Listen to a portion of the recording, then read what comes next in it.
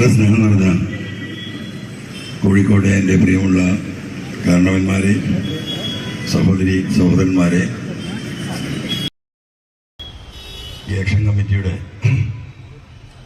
നേതൃത്വം വഹിക്കുന്ന ഭാരവാഹികൾ, പ്രിയപ്പെട്ട ഭക്തർ, പ്രിയപ്പെട്ട വക്കീൽ, എൻ്റെ പ്രിയ സുഹൃത്തു കൂടിയായ CN നജീബ്, മാമയുടെ കുടുംബാംഗങ്ങൾ, ഇവിടെ എത്തിച്ചേർന്നിട്ടുള്ള മാധ്യമ പ്രവർത്തകർ, കോഴിക്കോടിൻ്റെ സാംസ്കാരിക രംഗത്ത് ഇക്കാലത്തും നാടിനു വേണ്ടി നിലകൊള്ളുന്ന ബഹുമാന്യരായ പൊതുപ്രവർത്തകരെ, സുഹൃത്തുക്കളെ, മാമി കേസ് വസ്തുനിഷ്ഠമായി ഇവിടെ വിവരിക്കപ്പെടുകയുണ്ടായി. അത് അവസാനിപ്പിച്ചെടുത്ത് തുടങ്ങാം എന്ന് ഞാൻ ഉദ്ദേശിക്കുകയാണ്. ഏറ്റവും അവസാനമായി ബക്കർ പറഞ്ഞു വെച്ചത്, ആഴ്ചകൾക്ക് മുമ്പ്, 1.5 ആഴ്ച മുമ്പ്, ഇടതുപക്ഷ ജനാധിപത്യ മുന്നണിയുടെ കൺവീനറായ TP രാമകൃഷ്ണൻ MLA-ക്കും CPM-ന്റെ ജില്ലാ സെക്രട്ടറിക്കും മുൻ MP ഇളമരം കരീം അവറുകൾക്കും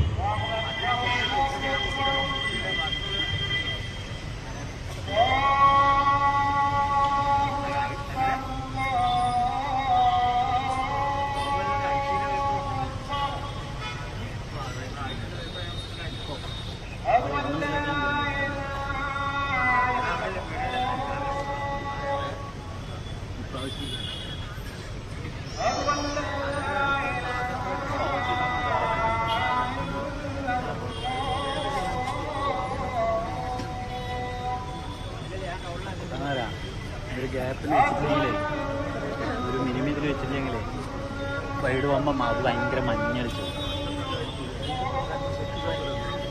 അങ്ങനെ ചെയ്യണം.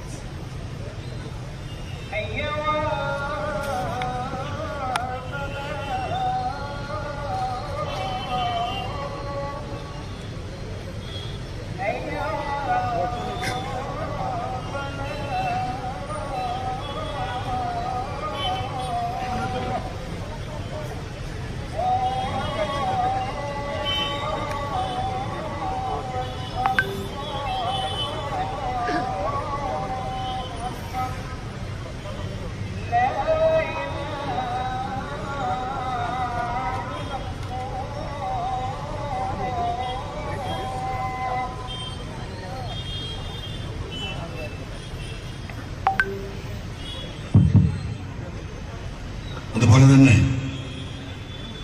മന്ത്രി മുഹമ്മദ് റിയാസ്, ബഹുമാനപ്പെട്ട മുഖ്യമന്ത്രി തുടങ്ങിയ എല്ലാവർക്കും ഒരു കത്ത് കൊടുത്തു. ബക്കർ പറഞ്ഞതിന്റെ അവസാനം ഞാൻ പറയുന്നത്, ഒരാഴ്ച മുമ്പത്തെ കാര്യം അല്ലെങ്കിൽ 2 ആഴ്ച മുമ്പത്തെ കാര്യം. ആവശ്യം SIT രൂപീകരിച്ചതിന് ശേഷം മലപ്പുറം ക്രൈംബ്രാഞ്ച് SP ആയിരുന്ന വിക്രമിനായിരുന്നു കോഴിക്കോടിനെയും കൂടി ചാർജ്.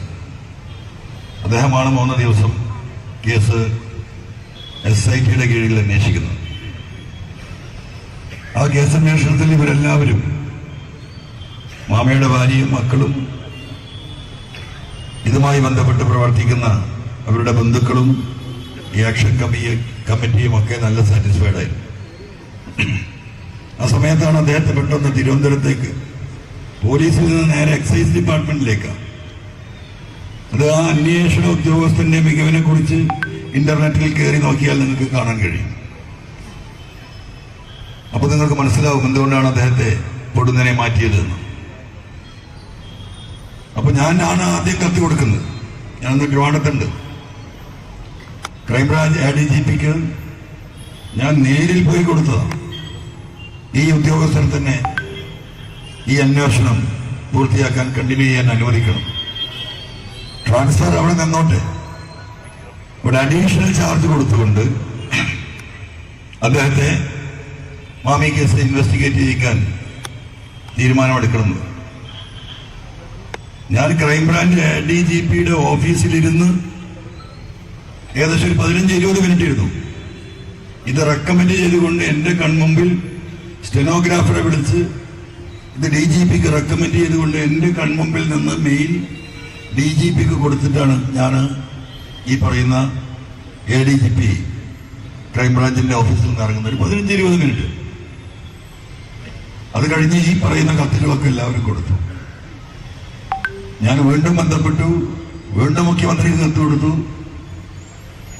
ഈ നിമിഷം വരെ അങ്ങനെ ഒരു ഓർഡർ ഇറങ്ങിയിട്ടില്ല. ഒന്നിച്ചില്ലാനും വർഷമായി ഒരു തുമ്പുമില്ലാതെ കിടക്കുന്ന കേസിന് ഒരു തുമ്പുണ്ടാകുന്ന അവസ്ഥ വന്നപ്പോ ആ അന്വേഷണത്തെ 2 ദിവസം കൊണ്ട് 2.5 ദിവസം കൊണ്ട് ഇവിടുന്ന് സ്റ്റോപ്പ് ചെയ്യുക. ഇപ്പൊ ആരോ അന്വേഷിക്കുന്നുണ്ട്. ഞാൻ ഇവരോട് പറഞ്ഞു നിങ്ങളതിന് സഹകരിക്കാൻ നിൽക്കണ്ട. ഒരു അന്വേഷണം കൊണ്ടൊരു കാര്യമില്ല. നിങ്ങളടുത്തുള്ള തെളിവുകൾ കൊടുക്കരുത് ഞാൻ പറഞ്ഞിട്ടുണ്ട്. അവർ കൊടുക്കുകയാണെങ്കിൽ കൊടുക്കട്ടെ, അല്ല എന്ത് ചെയ്യാൻ പറ്റും? ഒരു കാര്യമില്ല. ഈ അന്വേഷണ ടീം അന്വേഷിക്കാൻ ഒരു ചുക്കും സംഭവിക്കാൻ പോകുന്നില്ല. എനിക്കറിയാതെ പണത്തിന് മുകളിൽ പരുന്തും പറക്കൂല എന്നൊക്കെ നമ്മൾ കേട്ടിട്ടുണ്ടല്ലോ. ഇവിടെ എന്താ സ്ഥിതി അറിയുന്നത്? ADGPയുടെ മുകളിൽ ഒരു പരുന്തും പറക്കൂല അജിത് കുമാറിന്റെ മുകളിൽ. ഇതാണ് ലോകം. ഒരു മുഖ്യമന്ത്രി ഒരു ക്രിമിനലിനെ ഇങ്ങനെ കെട്ടിപ്പിടിച്ചിരിക്കാണ്. കൈ പിടിച്ചു വലിച്ചാലും കാൽ പിടിച്ചു വലിച്ചാലും ആ കെട്ടുവിടാൻ തയ്യാറില്ല. എന്താ കാരണം? എനിക്കറിയില്ല. ജനങ്ങൾ പരിശോധിക്കട്ടെ. എന്താ ഈ നാട്ടിൽ നടക്കുന്നത്? ഞാൻ പഴയ കഥയൊന്നും കിടക്കുന്നില്ല. ഞാൻ ഷോർട്ടായി പറഞ്ഞ് അവസാനിപ്പിക്കാൻ. എന്താ ഈ നാട്ടിൽ നടക്കുന്നത്? ഇപ്പോ ബക്കർ ഇവിടെ വിശദീകരിച്ചല്ലേ, നിങ്ങളൊക്കെ കേട്ടല്ലോ. എന്താ നിങ്ങളുടെയൊക്കെ മനസ്സിൽ തോന്നുന്നത്? നിങ്ങൾക്കൊരു ഫീലിംഗ് ഉണ്ടാവില്ല. ആ ഫീലിംഗ് തന്നെയാണ് യഥാർത്ഥത്തിൽ. പക്ഷെ ആ ഫീലിംഗ് എത്ര നേരം ഉണ്ടാകും? ഇപ്പൊ 7:30 മണി, ഒരു 9:30 മണി വരെ ഉണ്ടാവും. കാരണം ഇവിടുന്ന് വീട്ടിൽ പോയി രാത്രി ഭക്ഷണം കഴിക്കുമ്പോൾ ഇരുന്ന് മക്കളോടോ ഭാര്യമാരോടോ ചർച്ച ചെയ്യും. പിന്നെ നമ്മൾ സുഖമായിട്ട് കൂർക്കം വലിച്ചുറങ്ങും. അത്രയേ ഉള്ളൂ. ഇതിങ്ങനെ PV Anwar പറഞ്ഞ് നടന്നുകൊണ്ട് വലിയ കാര്യമൊന്നും എനിക്ക് തോന്നുന്നില്ല. പക്ഷെ എന്താ നിൽക്കാതെ പറഞ്ഞുകൊണ്ടിരിക്കുകയാണ് ഞാൻ. ഈ 1 മണിക്കൂർ ആലോചിക്കുന്നത് മനുഷ്യർ 2 മണിക്കൂറാക്കി. പിന്നെ അതൊരു 3, 4, 5 മണിക്കൂറായാൽ ഇതിനൊരു മാറ്റം വരും. കോഴിക്കോട്ടുകാരെ സംബന്ധിച്ച് പ്രത്യേകിച്ചും ഇതാർക്കും സംഭവിക്കാം. ഇവിടെ അത്യാവശ്യം റിയൽ എസ്റ്റേറ്റും ഏർപ്പാടൊക്കെ നടത്തി ബിസിനസ് ചെയ്യുന്ന ഒരുപാട് ആളുകൾ ഇവിടെ ഉണ്ടല്ലോ. ഇവരൊക്കെ നിങ്ങൾ ആലോചിച്ചോ? ഇത് വലിയൊരു പ്രതിസന്ധിയിലേക്ക് നമ്മുടെ നാട് പോയിക്കൊണ്ടിരിക്കുകയാണ്. ഞാനൊരു സ്വർണ്ണക്കള്ളക്കടത്തും ഒരു റിദാൻ കേസും ഒരു മാമി കേസുമാണ് വലിയ വിഷയമായി ഇപ്പൊ എടുത്തത് നിങ്ങൾ വിചാരിക്കണ്ട. ഇത് വരാനിരിക്കുന്ന നമ്മുടെ നാടിന്റെ ഗതിവിഗതികൾ, ഇത്തരം സംഭവ വികാസങ്ങൾ നിയന്ത്രിക്കപ്പെടും. ഈ കാര്യങ്ങൾ കൈവിട്ടു പോകും. പോലീസിന്റെ ഒരു ചെറിയ വിഭാഗമാണെങ്കിൽ പോലും ഈ ക്രിമിനൽ വൽക്കരണം ദൂരവ്യാപകമായ പ്രത്യാഘാതങ്ങൾ ഈ നാടിനുണ്ടാകും എന്ന് കണ്ടിട്ടാണ് ഇങ്ങനെ റോൾ എടുത്ത് രംഗത്തിറങ്ങേണ്ടി വന്നു. അപ്പൊ നിങ്ങളാണത് മനസ്സിലാക്കേണ്ടത്. ഇത് മാമി കേസിനേക്കാളും വലിയ പ്രമാദമായ ഒരു കേസ് ഇന്നല്ല, കുറച്ച് ദിവസമായി എന്റെ അടുത്ത് വന്നിട്ട് നമ്മളത് അന്വേഷിച്ചുകൊണ്ടിരിക്കുക. അതും കൂടെ ഒന്ന് പങ്കുവച്ചിട്ട്, കാരണം നമ്മുടെ സമൂഹത്തിന്റെ സ്ഥിതി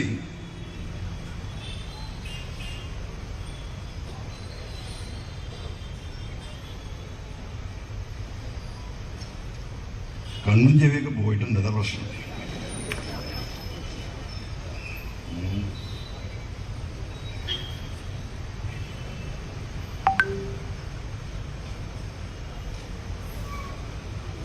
ഒരു മിനിറ്റ്.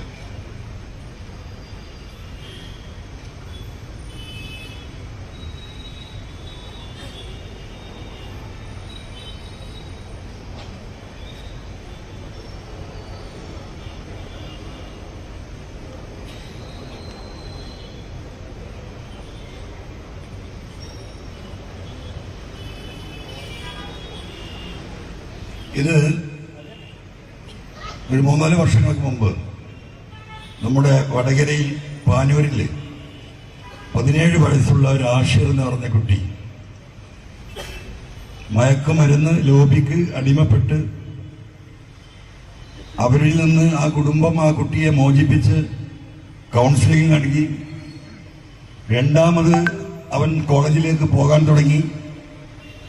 ഈ തുടങ്ങിയ സമയത്ത് മുമ്പ് ഇവനെ ഇതിന് പ്രേരിപ്പിച്ച കള്ളക്കടത്ത് സംഘവുമായി ചില കാര്യങ്ങൾ കുട്ടികളുമായി പങ്കുവച്ചു. പിന്നെ ആ കുട്ടിയെ കൊന്ന് വിഷം കൊടുത്ത് പകുതി മയ്യത്താക്കി കൊണ്ടിട്ട് ആശുപത്രിയിൽ മരിക്കുന്ന ഒരു സംഭവമാണ് വടകര പാനൂരില്ല. ഞാൻ കഴിഞ്ഞ 2-3 ആഴ്ചയായി അതിന്റെ ഡീറ്റെയിൽസ് എടുത്തുകൊണ്ടിരുന്നതാണ്. ഈ സമൂഹം നിങ്ങളത് കേൾക്കേണ്ടതുണ്ട്, പ്രത്യേകിച്ചും ഇത് കോഴിക്കോടായതുകൊണ്ട്.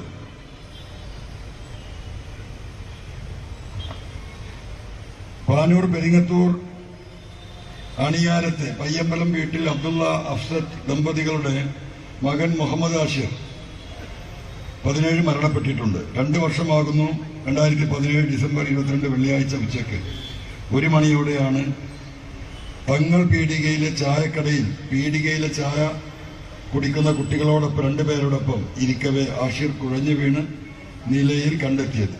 വിവരമറിഞ്ഞ സ്കൂൾ അധ്യാപകന്റെ നേതൃത്വത്തിൽ തലശ്ശേരി ആശുപത്രിയിൽ എത്തിച്ചെങ്കിലും മരണപ്പെടുകയാണ് ഉണ്ടായത്. മരണത്തിൽ ദുരൂഹതയെ ആരോപിച്ച് വീട്ടുകാർ പാനൂർ CIക്ക് അന്ന് പരാതി നൽകിയെങ്കിലും ഒരാളെപ്പോലും ചോദ്യം ചെയ്യാൻ തയ്യാറായില്ല എന്ന് രക്ഷിതാക്കൾ പറയുന്നു. മയക്കുമരുന്ന് ലോബിയുടെ ശക്തമായ ഇടപെടൽ മൂലമാണ് അന്വേഷണം മുടങ്ങിയതെന്ന് വീട്ടുകാർ ആരോപിക്കുന്നു. ഇനി നിങ്ങൾ അറിയേണ്ടത്, ആഷിറിന്റെ പിതാവ് എന്നോട് പറഞ്ഞ കാര്യങ്ങൾ ഇതേപോലെ അദ്ദേഹം സ്റ്റേറ്റ്മെന്റ് കൊടുത്തത്. ഒരു 5 മിനിറ്റ് നിങ്ങളൊന്ന് ക്ഷമിക്കണം.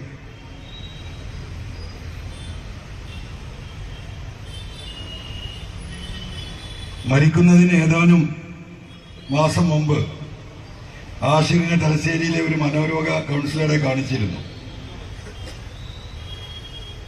ചിലർ തന്നെ ശാരീരികമായി പീഡിപ്പിച്ചിരുന്നുവെന്ന് ആഷിർ കൗൺസിലർമാരെ വെളിപ്പെടുത്തിയിരുന്നു. ഈ വെളിപ്പെടുത്തലിന്റെ അടിസ്ഥാനത്തിൽ അണിയാരത്ത് കോഴിക്കടയിൽ ജോലി ചെയ്തിരുന്ന വയനാട് സ്വദേശിയായ ഒരാളെ പിടികൂടുകയും 50 ദിവസത്തിലധികം റിമാൻഡ് ചെയ്യുകയും ചെയ്തിരുന്നു. എന്നാൽ ആഷിർ വെളിപ്പെടുത്തിയ ചിലർ രാഷ്ട്രീയ സ്വാധീനത്തിൽ രക്ഷപ്പെടുകയായിരുന്നു. കൗൺസിലിംഗിന് ശേഷം ആഷിറിനെ സ്കൂളിലേക്ക് തന്റെ ഓട്ടോയിൽ കൊണ്ടുവിടലാണ് പിതാവ്. അതിനുശേഷം തന്റെ ഓട്ടോറിക്ഷ രാത്രികാലങ്ങളിൽ നിരവധി തവണ അജ്ഞാത സംഘം കേടുവരുത്തിയിരുന്നു. ഇത് ഇപ്പോഴും തുടരുന്നുണ്ട്. മരിക്കുന്ന ദിവസം ഉച്ചയ്ക്ക് 12:30 സ്കൂൾ ഉച്ചയൂണിന് വിട്ട ശേഷം 2 സുഹൃത്തുക്കളോടൊപ്പം ആഷിർ തങ്ങൾ പീടികയിൽ നിന്ന് പാനൂർ ബസ് സ്റ്റാൻഡിൽ ബസ് കയറി. സ്റ്റാൻഡിലെത്തിയ ആഷിർ അജ്ഞാതനായ ഒരാളോടൊപ്പം പാനൂർ ജുമാ മസ്ജിദ് ഖബർസ്ഥാനിൽ പോയി സ്റ്റാൻഡിൽ തിരിച്ചെത്തി. 1 മണിയോടെ ഖബർസ്ഥാനിൽ ഈ കുട്ടിയെ ഇയാൾ കൊണ്ടുപോകുന്നത്, ഖബർസ്ഥാൻ എന്ന കാടാണ്, ഈ പാനൂരിൽ വലിയ ഫോറസ്റ്റ് മാതിരി കിടക്കുന്ന ഖബർസ്ഥാനാണ്. അങ്ങോട്ട് ഈ കുട്ടിയെ കൊണ്ടുപോകുന്നത് കണ്ടവരുണ്ട്. ഖബർസ്ഥാനിൽ പോയി സ്റ്റാൻഡിൽ തിരിച്ചെത്തി.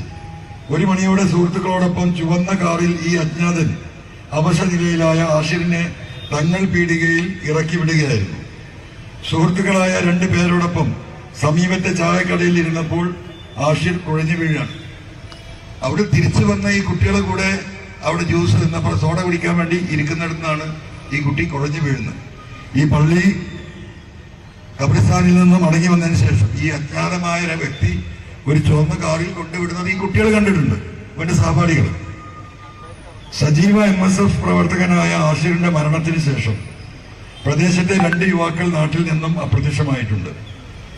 പോസ്റ്റ്മോർട്ടം റിപ്പോർട്ടിൽ മരണകാരണം ഹൃദയസ്തംഭനമാണെന്ന് പറയുന്നുണ്ടെങ്കിലും മൃതദേഹം പ്രാഥമിക പരിശോധന നടത്തിയ ഡോക്ടർ കിഡ്നി, കരൾ, ആമാശയം, പാൻക്രിയാസിസ് എന്നിവയിൽ രക്തം കട്ട പിടിച്ചതായും ഇതിൽ അസ്വാഭാവികമുള്ളതായും കണ്ടിട്ടുണ്ട്. എന്ന് പറഞ്ഞാൽ ഈ കുട്ടിക്ക് വിഷം കൊടുത്തു എന്നാണ് പോസ്റ്റ്മോർട്ടം റിപ്പോർട്ട് ക്ലിയറായി പറയുന്നത്.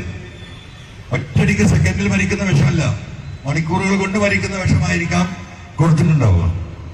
പാനൂർ ബസ് സ്റ്റാൻഡ് സമീപത്തെ ഖബർസ്ഥാനിലേക്ക് ആഷിറിനെ കൂട്ടിക്കൊണ്ടുപോയ ആൾ അന്നേ ദിവസം കൂടെ ഉണ്ടായിരുന്ന 2 സഹപാഠികൾക്കും ആഷിറിനും ഉച്ചഭക്ഷണം വാങ്ങി നൽകിയപ്പോൾ 2 സഹപാഠികൾക്കും ആഷിറിനും ഭക്ഷണം വാങ്ങി നൽകിയപ്പോൾ ഉച്ചയ്ക്ക് തിരികെ കാറിൽ തങ്ങൾ പീടികയിൽ ആഷിറിനെയും സഹപാഠികളെയും ഇറക്കിയ ആൾ എന്നിവർ ആഷിറിന്റെ മരണവുമായി ബന്ധപ്പെട്ട അന്വേഷണ പരിധിയിൽ വരുത്താൻ പോലീസ് തയ്യാറായിട്ടില്ല. ഇതൊന്നും പോലീസ് അന്വേഷിച്ചിട്ട് പോലുമില്ല. നാട്ടിൽ കല്യാണത്തിനോ മറ്റോ ക്ഷണിക്കപ്പെടുന്ന ചടങ്ങുകൾക്ക് പോയാൽ ചിലർ അകലം പാലിക്കുന്നതായും, അതായത് പിന്നെ വാപ്പ പറയണം, അയാൾക്ക് നാട്ടിലിറങ്ങി നടക്കാൻ വയ്യ. ഇങ്ങനെ ഈ പറയുന്ന കേസിൽ പ്രതിയായിട്ടുള്ള ഒരു മകന്റെ പിതാവെന്ന നിലക്ക് നാട്ടിൽ ബഹിഷ്കരണം ഉണ്ടായി. അപ്പൊ ഞാൻ ആ കേസും അതിന്റെ ഡീറ്റെയിൽസും ഒക്കെ പരിശോധിച്ച് നോക്കുമ്പോൾ വളരെ പരിതാപകരം. ഈ മാമി കേസിന്റെ മറ്റൊരു രൂപം, എടവണ്ണ റിദാൻ വധക്കേസിന്റെ മറ്റൊരു രൂപം, ഇതൊക്കെ ഞാൻ പറയുന്ന ഈ ചക്രത്തിന്റെ ഉള്ളിലാണ്. ഇത് നമ്മൾ ഡീറ്റെയിൽ ആയി പഠിച്ചിട്ട് ഒരു പുനരന്വേഷണത്തിനുള്ള നിയമപരമായ പോരാട്ടത്തിലേക്ക് പോവുകയാണ്. ഈ നാട്ടിൽ ജീവിക്കാൻ കഴിയും എന്നൊന്നും വിചാരിക്കണ്ട.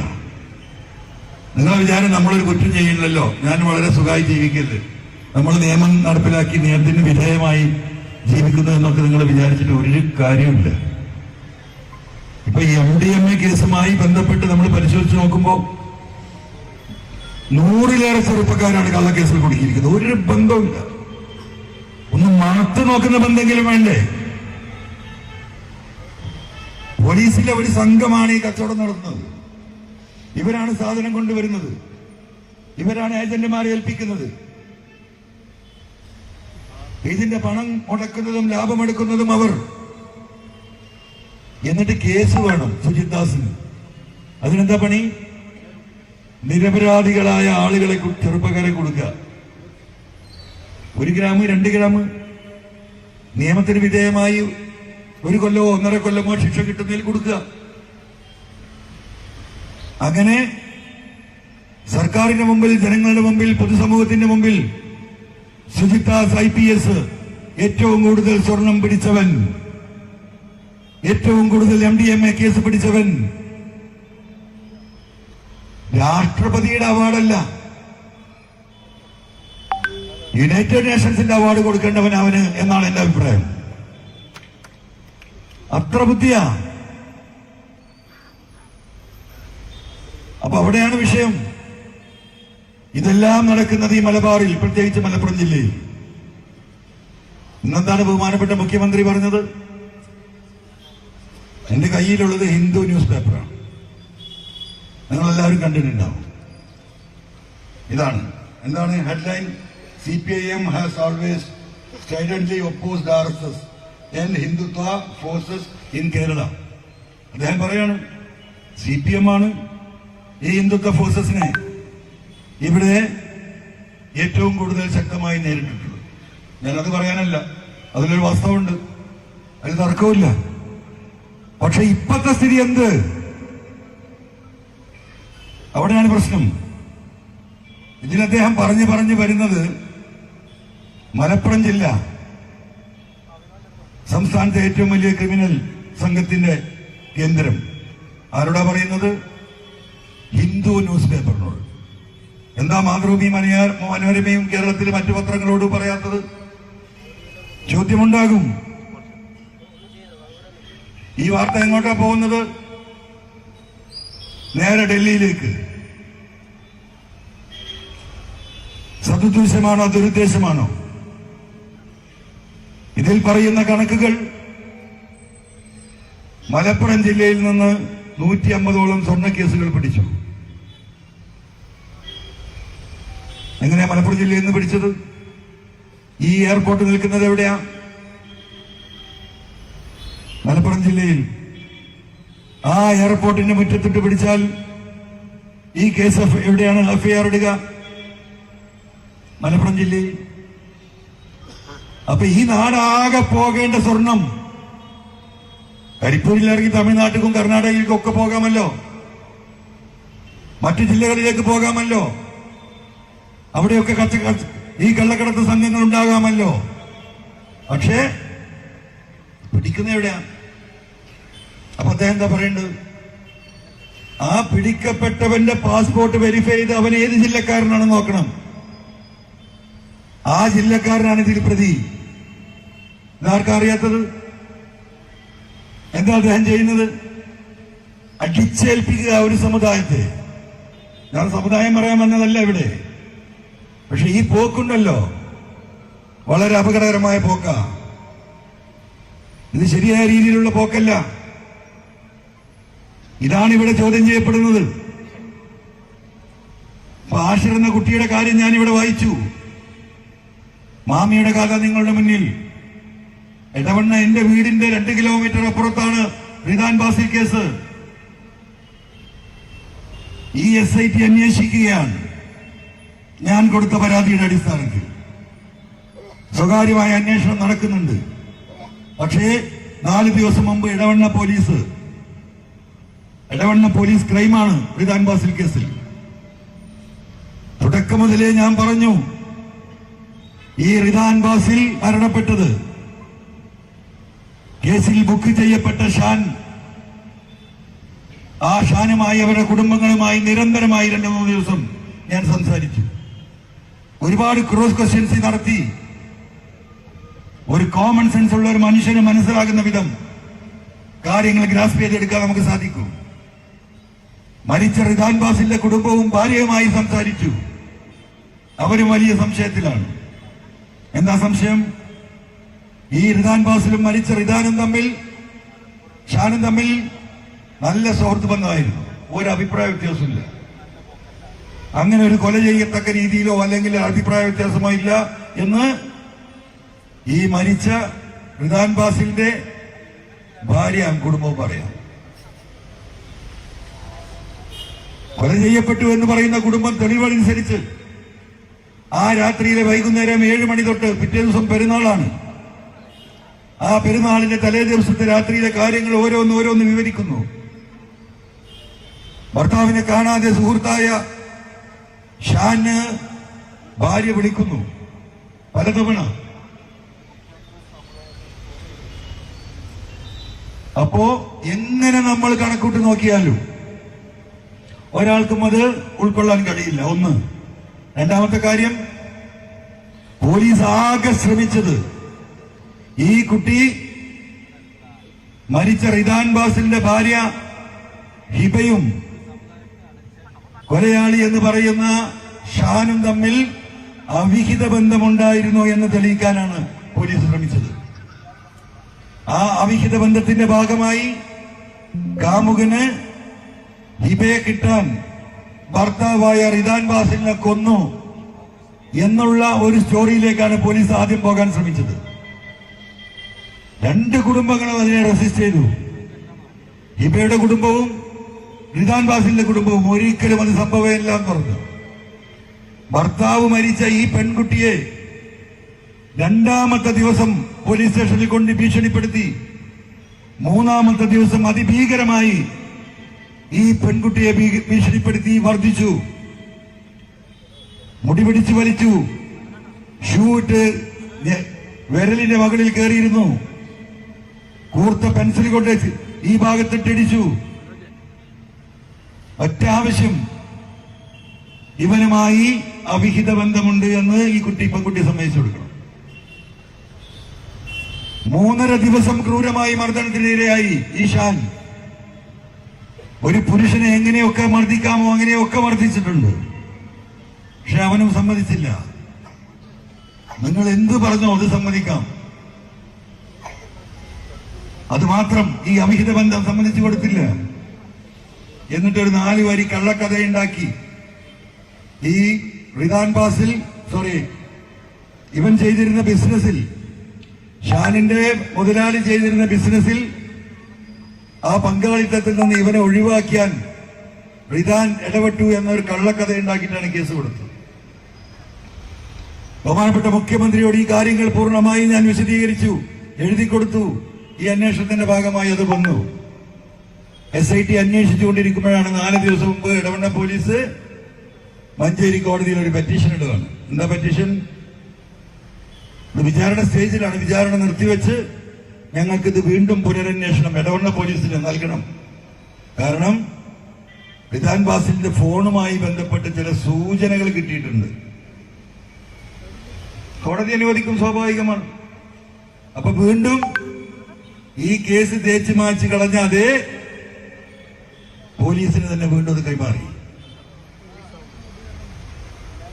ഈ സ്ഥിതിയാണുള്ളത്. ഇത് പറഞ്ഞാൽ എന്തായി? ഇപ്പൊ PV അൻവറായി എല്ലാ കള്ളത്തരും. ഇപ്പൊ ബക്കർ പറഞ്ഞിട്ടില്ല ഏതൊരു അൻവറിന്റെ കാര്യം. അപ്പൊ നിങ്ങൾ നോക്കണം, ഈ രീതിയിലാണ് കാര്യങ്ങൾ നടന്നു പോകുന്നത്. ഇതിനെതിരെ പ്രതികരിക്കാൻ കോഴിക്കോടിന്റെ സമൂഹം താഴെ ഇറങ്ങി വരേണ്ടതുണ്ട്. പ്രതികരണശേഷി നഷ്ടപ്പെട്ടിരിക്കുന്നു. എല്ലാവർക്കും സ്വന്തം കാര്യമാണ്. ഇത് സാമൂതിരിയുടെയും കുഞ്ഞാലി മരക്കാടിന്റെയും നാടാണ്. മറന്നു പോകരുത് കോഴിക്കോട്ടുകാർ. ഇപ്പൊ മനാഫ് അർജുൻ നമ്മൾ കണ്ടില്ലേ? എങ്ങനെയാണ് നമ്മൾ ആ സ്റ്റോറി അല്ലെങ്കിൽ ആ സംഭവങ്ങൾ നമുക്ക് വിവരിക്കാൻ കഴിയുമോ? അതാണ് മതസൗഹാർദ്ദം. ആ മതസൗഹാർദ്ദത്തിന്റെ കടക്കൽ കത്തിവെക്കാൻ RSSുമായി ചേർന്ന്, രാജ്യത്തെ ഭീകരവാദികളുമായി ചേർന്ന് ഒരു സമൂഹത്തെ ആകെ അപരവൽക്കരിക്കാൻ ശ്രമം നടത്തുന്നു. ആരാ നേതൃത്വം? കേരളത്തിന്റെ ബഹുമാന്യായ മുഖ്യമന്ത്രി. വിശ്വസിക്കാൻ കഴിയുമോ? ഇന്ന് രാവിലെ പത്രക്കാർ എന്നോട് ചോദിച്ചു, ഏക സിവിൽ കോഡും പൗരത്വ ഭേദഗതിയുമായി ബന്ധപ്പെട്ട വിഷയത്തിൽ ഇടതുപക്ഷ ജനാധിപത്യ മുന്നണി എടുത്ത നിലപാട് അതും ആത്മാർത്ഥതയില്ലാത്തതായിരുന്നോ എന്നൊരു ചോദ്യം. എന്റെ ഉത്തരം ആത്മാർത്ഥപരമായിരുന്നു എന്നാണ്. ഞാൻ ഇപ്പോഴും അങ്ങനെ തന്നെയാണ് വിശ്വസിക്കുന്നത്. ഈ കാര്യങ്ങൾ ഈ രീതിയിൽ മാറിമറിയുന്നത് കഴിഞ്ഞ 1.5 വർഷക്കാലത്തിനിടക്കാണ്. അതാണ് പാർട്ടി അന്വേഷിക്കേണ്ടത്. പാർട്ടി അത് അന്വേഷിച്ച് കണ്ടെത്തണം. PV അൻവറിനെ ഈ കള്ളക്കടത്ത് സംഘത്തിന്റെ സപ്പോർട്ടറായി മാറി ആ PV അൻവറാണ് ഇതിന് പിന്നിലെന്ന് ഇവിടെ മുഖ്യമന്ത്രിയും പാർട്ടി സഖാക്കളും നാടായ നാട് മുഴുവൻ, ഗ്രാമങ്ങളായ ഗ്രാമങ്ങൾ മുഴുവൻ നിങ്ങൾ പറഞ്ഞു നടന്നിട്ട് നിങ്ങൾ വിജയിക്കാൻ പോകുന്നില്ല. ഞാൻ ഈ വിഷയം ഏറ്റെടുക്കുന്ന ഈ നാട്ടിലെ സാധാരണക്കാർക്ക് വേണ്ടിയാണ്. ഈ പോലീസിംഗിന്റെ ഭാഗമായി കേരളം ഈ ഗവൺമെന്റിനെ വെറുക്കുന്നു, ഈ പാർട്ടിയെ വെറുക്കുന്നു, ഇടതുപക്ഷ ജനാധിപത്യ മുന്നണിയെ വെറുക്കുന്നു. ജനങ്ങളുമായി ബന്ധപ്പെട്ട് പ്രവർത്തിക്കുന്ന എല്ലാവരെയും ഈ പോലീസിന്റെ ഇമ്മോറൽ ആക്ടിവിറ്റീസ്, ഇല്ലീഗൽ ആക്ടിവിറ്റീസ്, മനുഷ്യത്വരഹിതമായ പെരുമാറ്റം, ഈ പാർട്ടിയോടും ഈ മുന്നണിയോടും ഉണ്ടായിരുന്ന അടുപ്പം ഇല്ലാണ്ടാക്കിയിരിക്കുന്നു. രാവിലെ 7 മണിക്ക് കോഴിക്കോട്ട് അങ്ങാടിയിലേക്ക് ഒരു ഓട്ടോറിക്ഷയുമായി ഇറങ്ങുന്ന ഒരു ഓട്ടോറിക്ഷ തൊഴിലാളി ജീവിതത്തിന്റെ രണ്ടറ്റം മുട്ടിക്കാൻ വേണ്ടി രാവിലെ ഉദിക്കുന്ന വെയില് വൈകുന്നേരം പടിഞ്ഞാറ് അസ്തമിക്കുന്നത് വരെ ആ വെയിലിന്റെ ചൂടേറ്റ് ഈ വഴിയോരങ്ങളിൽ ഒരു യാത്രക്കാരനെ കാത്തിരിക്കുന്ന ലക്ഷക്കണക്കിന് ഓട്ടോറിക്ഷ തൊഴിലാളികൾ നമ്മുടെ നാട്ടിലുണ്ട്. വൈകുന്നേരം വരെ ഓടിയാൽ എന്താ കിട്ടുക? 10, 200, 300 ബാക്കിയാവും. ഡീസലും ചെലവും ടാക്സും. വണ്ടി മറ്റൊരുത്തൻ്റെതാണെങ്കിൽ അവന്റെ വാടകയും കഴിഞ്ഞാൽ കിട്ടാവുന്ന ഈ 300-400 രൂപയാണ്. കഴിഞ്ഞ 1.5-2 വർഷമായിട്ട് എത്രയാ ഫൈന്? പ്രിയപ്പെട്ട ഓട്ടോറിക്ഷ തൊഴിലാളികൾ ഇവിടെ ഉണ്ടാവുമല്ലോ. എത്രയാ ഫൈൻ? 1000, 2000, 5000. 3 കുട്ടികൾ ബൈക്കിൽ പോയാൽ 3 ആളെ പേരിലും ഫൈന്.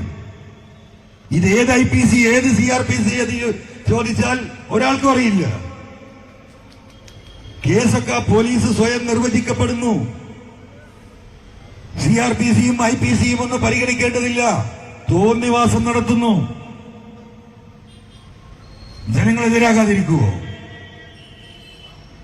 ഇവിടെ നമ്മുടെ നാട്ടിലെ തൊഴിലാളികളൊക്കെ അത്യാവശ്യം ബൈക്കുണ്ട്.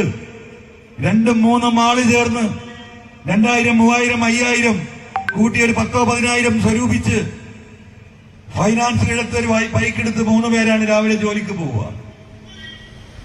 വേറെ മാർഗമല്ല. ഉൾപ്രദേശങ്ങളിൽ നിന്ന് വരുന്നതാണ്. രാവിലെ ബസ് കാത്തുനിന്ന് തൊഴിൽ തുടങ്ങുന്ന 8 മണിക്ക് ടൗണിലെത്താൻ കഴിയില്ല. ഈ രാവിലെ ഈ 3 പേരും വരുമ്പോൾ വഴിയിൽ പിടിച്ചു നിർത്തുന്നു.